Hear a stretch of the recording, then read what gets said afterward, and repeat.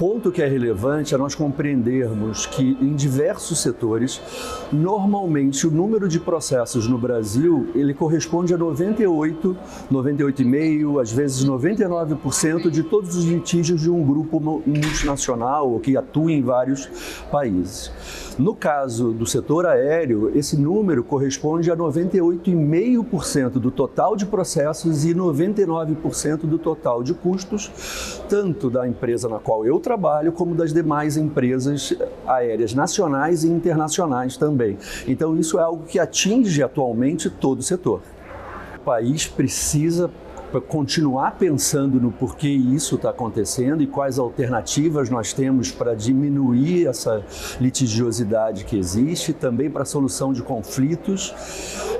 É importante perceber que essa diferença dificulta a atuação dessas empresas no Brasil. Que a disfunção é do sistema como um todo. Eu acho que as empresas se esforçam para atender seus consumidores e existe uma competição que é necessária e que é importante para que as empresas busquem atender cada vez melhor seus consumidores. Alguns dados que são interessantes, o custo de uma condenação no Brasil, ela corresponde a 8 vezes o valor da passagem. Então, sim, isso traz um reflexo para o custo da passagem, assim como o custo do ICMS de combustível, assim como o custo de judicialização. E quando você compara, a Latam atua em 4 continentes diferentes. E se 98,5% de todos os litígios são de voos e passageiros brasileiros, isso quando no máximo metade da operação está no Brasil, isso indica que sim, que existe uma indústria, que existem possibilidades de mitigar essa litigiosidade. E aí passa desde a própria empresa capturando e retendo melhor seus clientes, isso passa também por soluções alternativas de conflito, isso passa por uma atuação e a utilização de uma análise preditiva e inteligência artificial por todos os setores da empresa, não somente pelo jurídico, mas também pela área de atendimento, também pela área de operações. Então, as variáveis são muito grandes e bastante complexas no setor de aviação. Entretanto, isso se repete em vários outros setores da economia. Eu tive a oportunidade de trabalhar em eletroeletrônicos, eu tive a oportunidade de trabalhar em telecomunicações, de trabalhar em óleo e gás também, e isso naqueles que são relações com consumidores, esse cenário de 98,5% que nós temos na Latam, ele se reproduz em todos os outros setores. Então, não é algo das empresas aéreas ou de um setor específico, é uma realidade que nós precisamos de alguma maneira reduzir o custo para o Estado desses processos, obviamente reduzir o impacto disso no custo de passagens aéreas. Você precisar vender 8 tickets para você poder fazer frente a uma condenação por dano moral de consumidor é um número que chama atenção. Um outro aspecto importante nisso é o fato de que 80% do que é pedido é dano moral.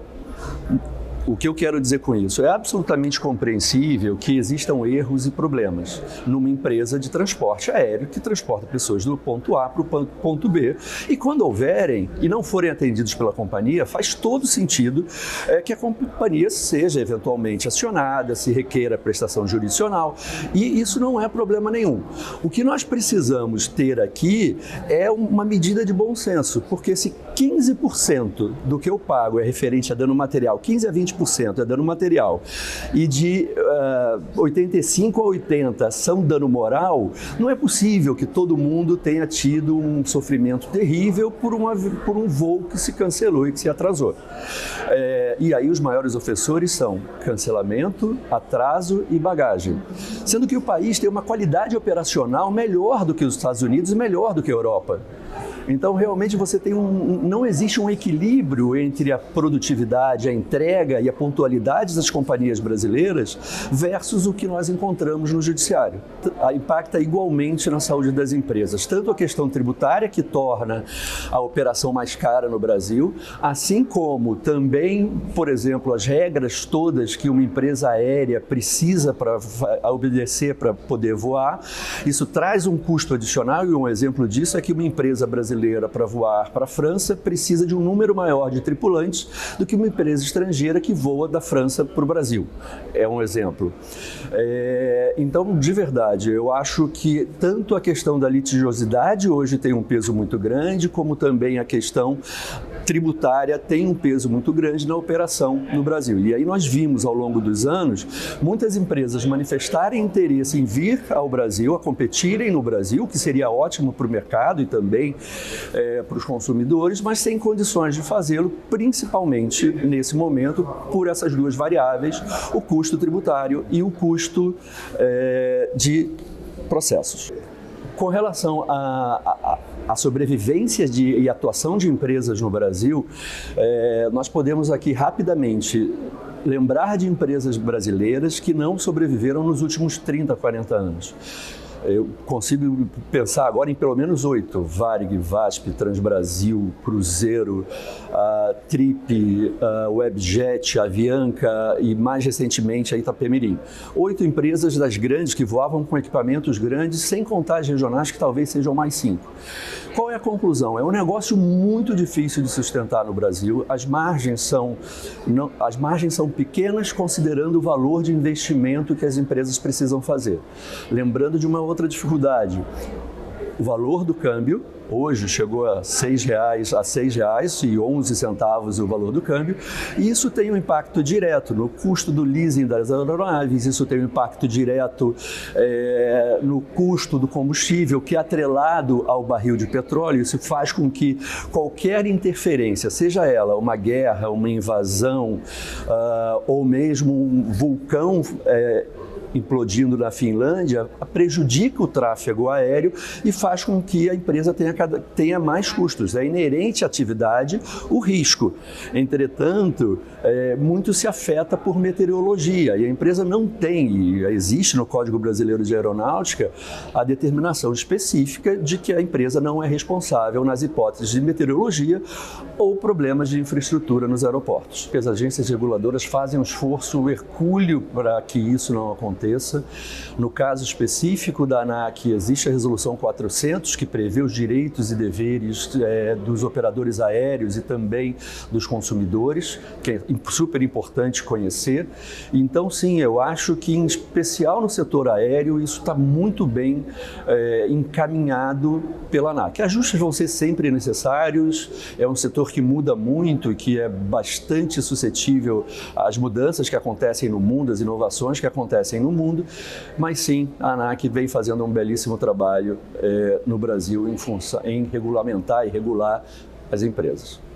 Esse é um ponto importante, né? O que é uma empresa aérea? Uma empresa aérea é uma empresa que opera dentro de aeroportos que podem ser regulados hoje, controlados hoje pela Infraero ou pelas concessionárias, mas para o cliente ele está indo voar naquela empresa aérea. Então, sem dúvida nenhuma, a qualidade da infraestrutura dos aeroportos impacta no bem-estar do passageiro que quer se deslocar do ponto A para o ponto B com o menor tipo de interferência possível. Então, sim, nós temos questões de infraestrutura do Brasil, tanto a infraestrutura de aeroportos como também a infraestrutura de navegação aérea, que precisa ser aprimorada para que cada vez mais as companhias aéreas possam voar em condições de mau tempo. E sim, temos oportunidades de melhoria. E acho que, por outro lado, para a companhia aérea, para as companhias aéreas, eu acho que tem um dever de informar ao consumidor cada vez melhor aquilo que gera uma eventual contingência, que gera um eventual cancelamento, que gera um eventual atraso e que foge do interesse da companhia aérea em fazê-lo. O que é importante, as pessoas acham até hoje, acreditam que uma companhia aérea tem interesse em cancelar um voo para poder fundir um voo com outro voo para que aquele voo saia mais cheio. Eu posso garantir que isso não acontece. Atualmente, os níveis de aproveitamento das aeronaves são altíssimos e se não bastasse isso, ou seja, uma demanda maior do que a oferta, até porque faltam aviões no mercado, faltam motores no mercado, faltam mecânicos no mercado e faltam pilotos no mercado, o que dificulta uma empresa para crescer, ainda tem também esse entorno todo que nós discutimos até agora e que dificulta a operação das empresas que já existem e de novas empresas para atuar no Brasil.